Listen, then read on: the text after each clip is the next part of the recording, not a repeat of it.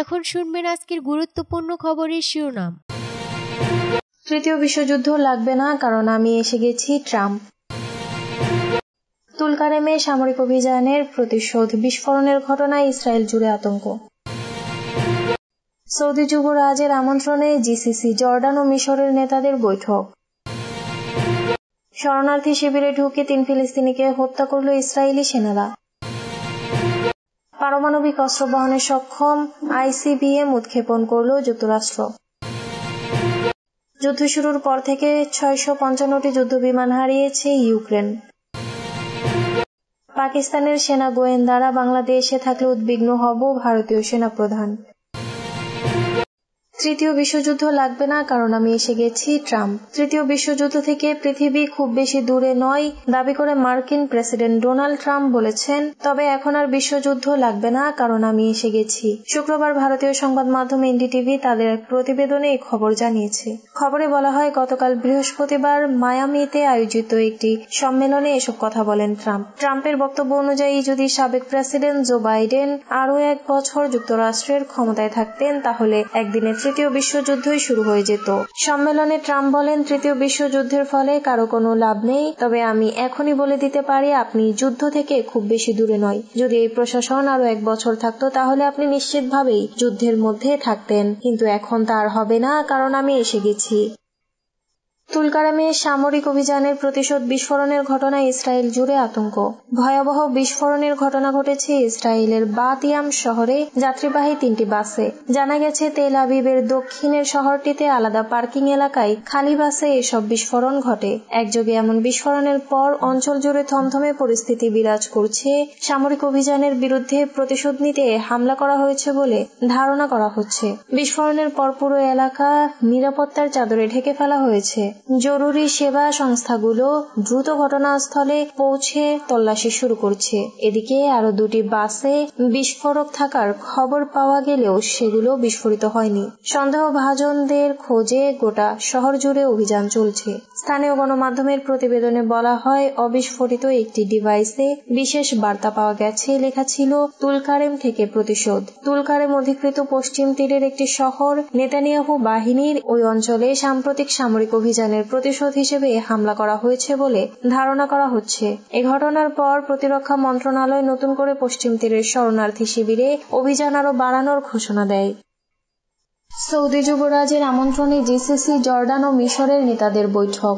Saudi আরবের crown prince Mohammed বিন সালমানের আমন্ত্রণে গালফ কোঅপারেশন কাউন্সিল জিসিসি দেশগুলোর নেতারা জর্ডানের বাদশাহ এবং মিশরের president Abdel Fattah al CC শুক্রবার রিয়াদে এক অনানুষ্ঠানিক বৈঠকে মিলিত হবেন। বৃহস্পতিবার সৌদি প্রেস এজেন্সি এক প্রতিবেদনে এই তথ্য জানিয়েছে। এএফপির সূত্রে বলা হয়েছে, এই বৈঠক হবে একটি অনানুষ্ঠানিক ভ্রাতৃত্বপূর্ণ সমাবেশ, যা বছরের পর বছর ধরে নিয়মিত অনুষ্ঠিত হয়ে আসছে। এতে নেতাদের মধ্যে সুদৃঢ় ভ্রাতৃত্বপূর্ণ সম্পর্ক প্রতিফলিত হবে। এটা জিসিসি দেশগুলো জর্ডান ও মিশরের মধ্যে সহযোগিতা ও সমন্বয় বৃদ্ধিতে সহায়ক হবে। উক্ত সূত্র আরো জানিয়েছে, যে কোনো যৌথ আরব উদ্যোগ এবং এর সঙ্গে সম্পর্কিত সিদ্ধান্তগুলো আগামী বিশেষ আরব সম্মেলনের আলোচ্য সূচিতে অন্তর্ভুক্ত করা হবে। এই সম্মেলন মিশরে অনুষ্ঠিত হবে। এদিকে আগামী 4 মার্চ গাজা পরিস্থিতি নিয়ে আরব লীগের একটি বিশেষ বৈঠক অনুষ্ঠিত হওয়ার কথা হয়েছে। শরণার্থী শিবিরে ঢুকে 3 ফিলিস্তিনিকে হত্যা করল ইসরায়েলি সেনারা। ফিলিস্তিনের পশ্চিম তীরের একটি শরণার্থী শিবিরে ঢুকে 3 ফিলিস্তিনিকে হত্যা করেছে ইসরায়েলি বাহিনী। এ সময় আহমেদ নাবিল শোপ ও হাকাম মোহাম্মদ আল খতিব নামে 2 ফিলিস্তিনিকে অবরুদ্ধ বাড়ির কাছে অভিযান চালিয়ে গ্রেপ্তারও করা হয়। ফিলিস্তিনি ওয়াফা নিউজ এজেন্সি জানিয়েছে, বুধবার রাতে ইসরায়েলি সামরিক বাহিনী তুবাস এলাকার একটি বাড়ি ঘিরে ফেলার পর এই হত্যাকাণ্ড ঘটে। প্রতিবেদনে আরো বলা হয়েছে, ইসরায়েলি বাহিনী 3টি লাশই আটকে রেখেছে। প্রতিবেদনে বলা হয়েছে, দখলদার বাহিনী বাড়িটি থেকে সরে যাওয়ার পর অ্যাম্বুলেন্স কর্মীরা প্রবেশ করে এবং ভেতরে মৃতদেহের অংশ ও রক্তের চিহ্ন দেখতে পায়। ইসরায়েলি সামরিক বাহিনী দাবি করেছে, 3 ফিলিস্তিনি সন্ত্রাসীর উদ্দেশ্যে অস্ত্র বিক্রি করা ব্যক্ত ছিল। আল জাজিরা জানিয়েছে, ইসরায়েলি সামরিক বাহিনী জেনিন এবং এর শরণার্থী শিবিরের পাশাপাশি তুলকারেম ও নূর শামস শরণার্থী শিবির সহ পশ্চিম তীরের উত্তরাঞ্চলে বেশ কয়েকটি অঞ্চলে সপ্তাহব্যাপী বড় আকারের আক্রমণ অব্যাহত রেখেছে। হয়েছে, যার ফলে হাজার হাজার লোক তাদের বাড়িঘর ছেড়ে পালাতে বাধ্য হচ্ছে। ইসরায়েল ফিলিস্তিনি ওই অঞ্চলটিতে শত শত সৈন্য ও বুলডোজার মোতায়েন করেছে। এগুলো দিয়ে শরণার্থী শিবিরের বাড়িঘর ধ্বংস করা হচ্ছে, বিচ্ছিন্ন করা হচ্ছে পানি ও বিদ্যুৎ সংযোগ। গত জানুয়ারিতে পশ্চিম তীরের শরণার্থী শিবিরগুলোতে আগ্রাসন শুরু করে ইসরায়েল। এসব ক্যাম্প দীর্ঘদিন ধরে ইসরায়েলি দখলদারিত্বের বিরুদ্ধে ফিলিস্তিনিদের প্রতিরোধের কেন্দ্রবিন্দুতে পরিণত হয়েছে।